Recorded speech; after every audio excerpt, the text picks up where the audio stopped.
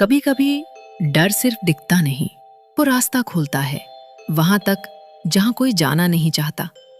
राघव खोया कुआं की घटना के बाद अब शांत नहीं बैठता, पर कहानी अब कुएं से हटकर एक नई दिशा में जाती है। सुबह की धूप गांव के एक पुराने ढहे हुए स्कूल पर पड़ती है। राघव वहां फोटो खींचने जाता है और एक दीवार पर उभरा हुआ पत्थर नोटिस करता है जिस पर कुछ उकेरा हुआ है।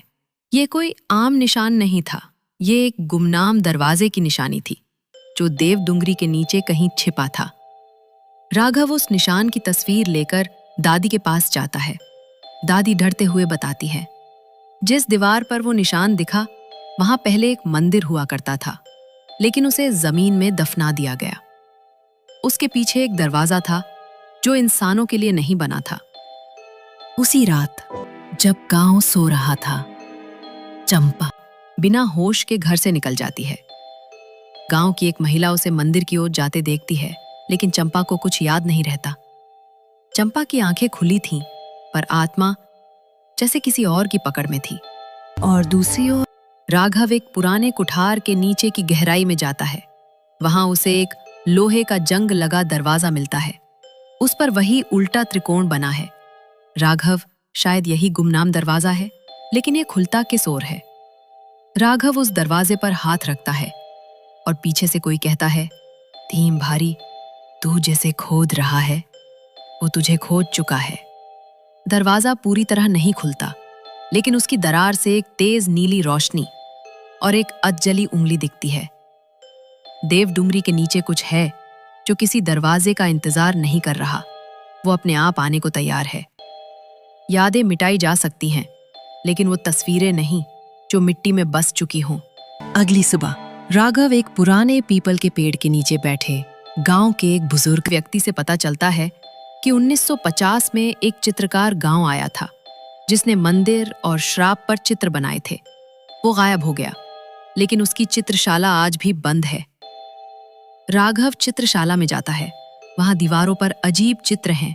एक लड़की पानी में डूबी हुई, गांव के ऊपर काले बादल, एक चेहरा जो चंपा जैसा दिखता है मगर आंखें लाल है।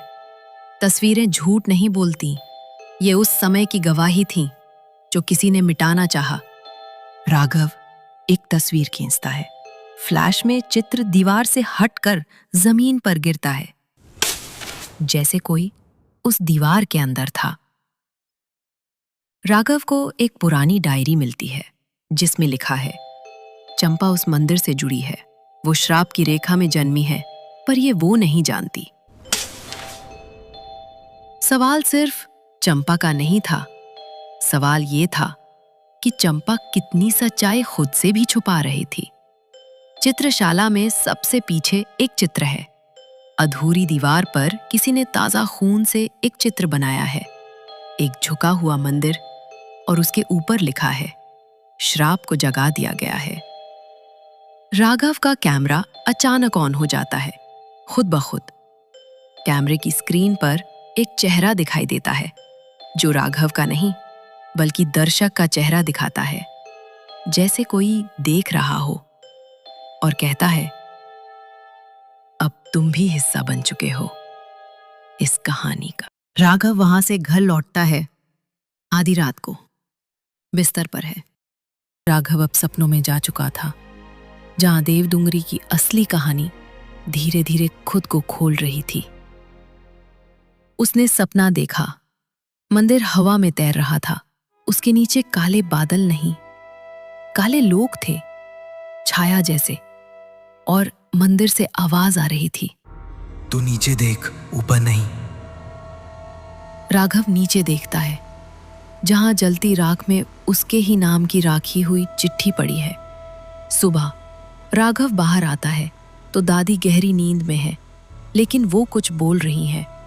दादी नींद में, सीढ़ियां मत चढ़, ऊपर कुछ नहीं, वहां कोई और है। जिसे गांव वाले सपना कहते हैं, वो देवडुंगरी में संकेत होता है। और दादी अब किसी और की जुबान में बोल रही थी। दादी की वो डरावनी फुसफुसाहट अभी भी राघव के कानों में गूंज रही थी, और उसी गूंज ने उसे वहां पहुंचाया जहां गांव अब देखना नहीं चाहता। कुठार। जैसे ही राघव अंदर गया, उसे एक लकड़ी की सीढ़ी दिखी जो जमीन से नीचे जाती थी, लेकिन नीचे से हवा नहीं, राख की गंध आ रही थी। सीढ़ियों के नीचे एक कमरा खुलता है। चारों तरफ दीवारों पर गांव के नक्शे हैं। हर नक्शा अलग समय का है। हर नक्शा एक अलग देवडुंगरी दिखा रहा था। 1852 का गांव, सिर्फ 2 घर, 1905 का मंदिर नहीं था, 1944 का मंदिर के पास एक्स बना है, 2025 का। लेकिन वो नक्शा अधूरा था, उसमें कुछ भी नहीं था, सिर्फ राख से बने हाथ के निशान। राघव नक्शा टटोलते टटोलते बैठा है। तभी हवा चलती है और दीवार पर लगी राख उड़ती है। नीचे एक पत्थर का द्वार दिखता है जिससे हल्की सी रोशनी आ रही है। राघव को समझ में आ गया था, ये मंदिर, ये श्राप, ये गांव, ये सब एक सर्कल में बंद है, और वो सर्कल अब उसे अपने अंदर खींच रहा था। मंद स्वर में एक आवाज आती है, तू सीढ़ियां चढ़ने नहीं, उतरने के लिए पैदा हुआ है।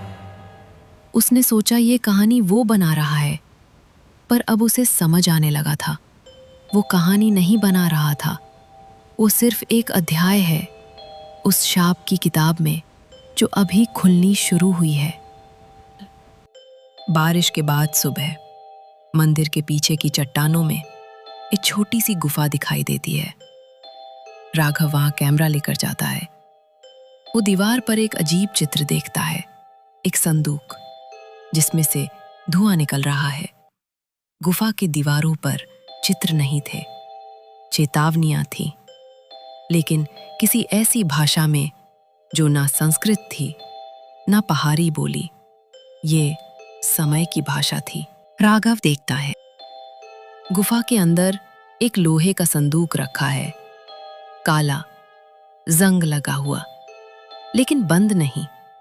राघव उसे छूते ही एक झटका खाता है, जैसे बिजली दौड़ गई हो।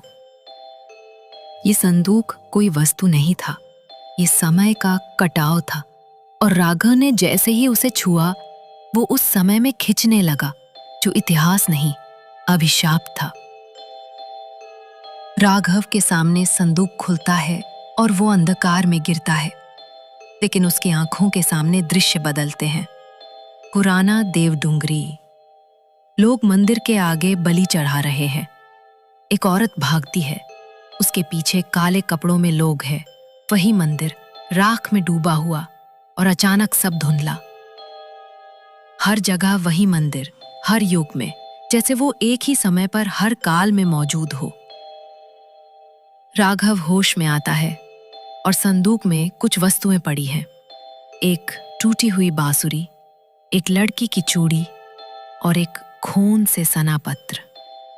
पत्र की पंक्तियां, अगर यह संदूक खुला है तो समझो समय लौट आया है, और शाप भी।